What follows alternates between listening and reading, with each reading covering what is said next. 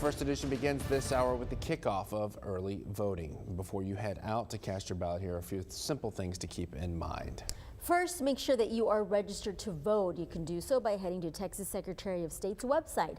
You are required to present one of 7 forms of identification in order to vote in person at a polling location. They are currently on your screen and on our website as well, KHBLITV.com.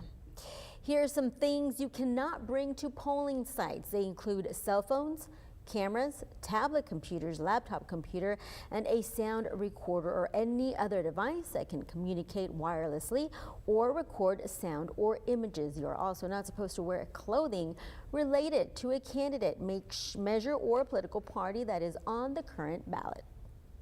Hundreds of poll workers will be busy making sure all 24 voting locations in Nueces County are ready to go. Nueces County added several new voting locations after complaints were filed. Any resident of Nueces County can vote at any of those 24 locations starting today. The county clerk's office is making sure all residents have a poll nearby.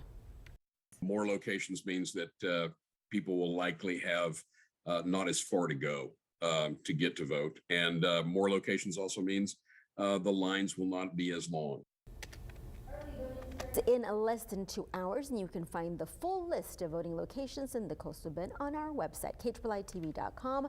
Just click on the Voters Guide tab. If you do not have a ride to the polls this morning, the RTA will be providing free ones. No identification of any kind is required and no questions asked. Just hop on the bus and tell them you're headed to vote. The RTA will offer the free fares again on Tuesday, November 8th for Election Day. A brand new poll shows a tightening in the Texas race for governor. The Beacon Research poll shows Republican Greg Abbott with just a 3-point lead over Democrat Beto O'Rourke. That is within the poll's margin of error.